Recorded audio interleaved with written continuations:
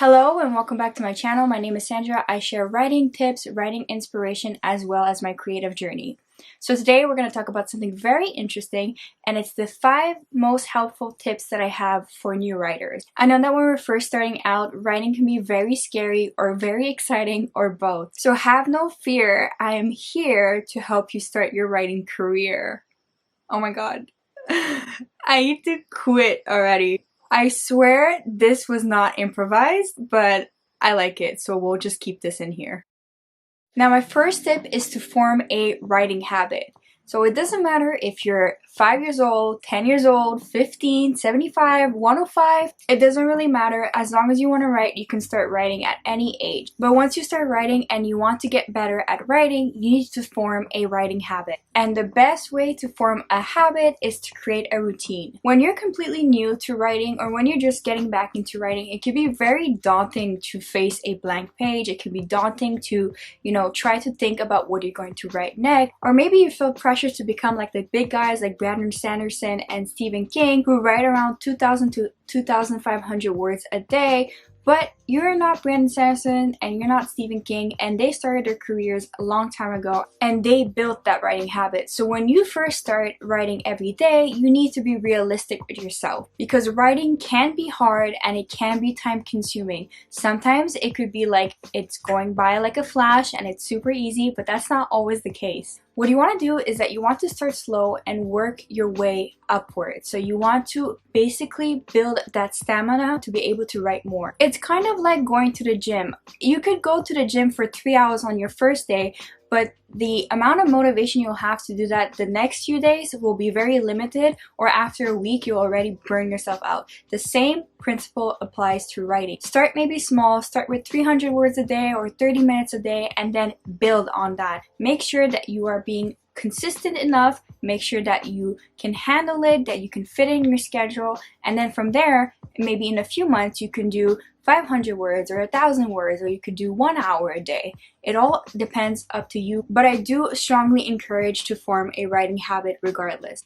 My second tip is to write what you want. Please start out by writing what you really want to write. Don't be afraid of messing up or consuming your first good idea, because ideas, they come and they go, and they will keep coming as long as you're receptive to them and as long as you're in that headspace. I kid you not, most writers have up to like 10 to 20 ideas. And even if you only have that one idea, and even if you only want to pursue that one idea, don't you worry. All you gotta do is stick with it and, to spend your time with it and continue working on it, and it's gonna be brilliant. But the true reason why I recommend to write what you really want is that when you're invested in your story or in your idea, when you're really writing what comes to you and what really feels natural and what really occupies your mind, then you're more likely to finish your first draft. You're more likely to be excited. You're more likely to want to continue writing. Stop listening to those stereotypes that writing has to be hard all the time. It has to be complex all the time. My first novel that I wrote when I was 14, 15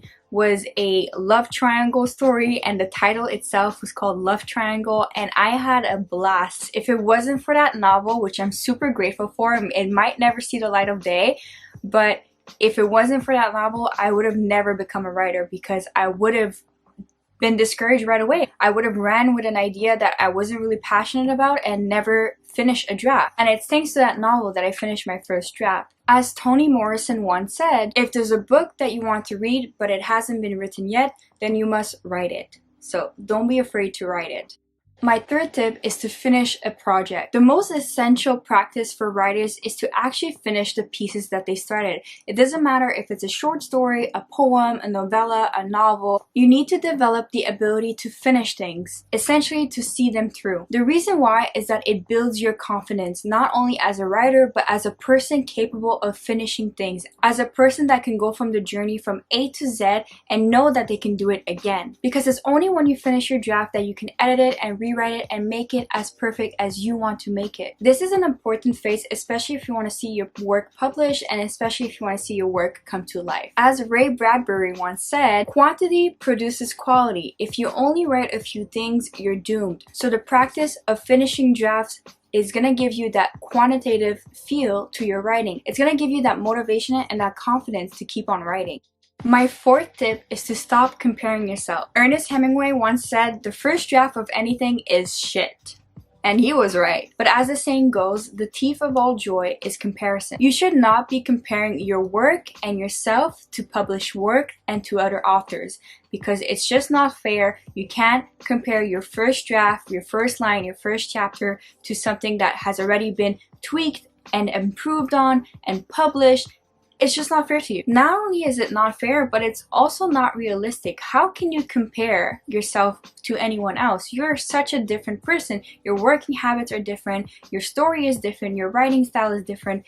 It's just not fair. Even as I share these tips, some of these tips might work for some people and some of these tips might not work for some people. And not only that, some people can use these tips in a wildly different way than I would use them. Say I would write maybe 15 minutes a day and someone else would start off with 40 minutes a day. Everyone works at their own pace. Everyone is their own person, and don't compare yourself, because the only person you should try to compare yourself if you want to be a successful writer is to yourself. Over time, you'll be able to see your own progress, and when you go and revisit the first drafts of your novel, you'll be able to see how your writing has evolved or how the power of editing can change things a lot. So don't compare yourself. My fifth and final tip is to read more and to read with a critical lens. I truly believe that it's really hard to become a writer without being first and foremost a reader or a reader of some sort. I also think that this is one of my favorite advice, not only because I clearly love reading, because it really presents a lot of insight. So on the one hand, when you really appreciate a piece of writing or a piece of work, it actually can inspire you to work on your own writing and can work on your own pieces, or you can even have a response piece. And that's what writers have been doing since the beginning of time. I've read a lot of author memoirs and they all seem to say the same thing. You need to be reading, because reading is kind of your guide. Stephen King, Annie Dillard, Margaret Atwood, all of them, they all always share that consensus that if you want to be a writer and if you want to be a better writer, you should be reading. The other thing is, when you're reading, you should try to employ a critical lens. Even if it's your favorite book ever, no book is exempted from flaws. So feel free to annotate and highlight your favorite passages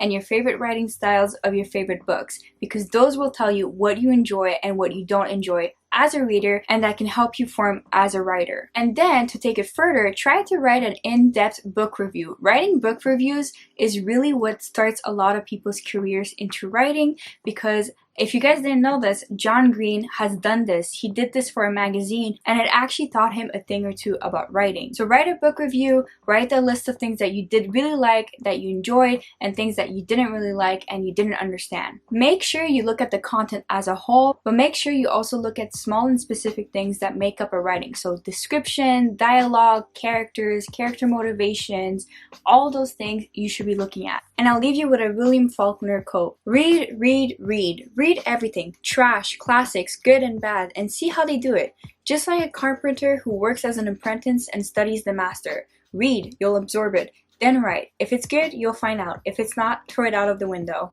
So those were my 5 helpful writing tips for new writers. I hope these were helpful for you. Even if you're not a new writer, even if you're a seasoned writer, I hope these inspired you enough to keep on writing, keep on reading, and keep on going. If you have any tips of your own, feel free to share. I would love to hear them, and other people would love to hear them too. If you like writing videos like these, like, comment, and subscribe. Don't forget to enjoy your journey to writing, and I'll see you on the next writing video. Bye!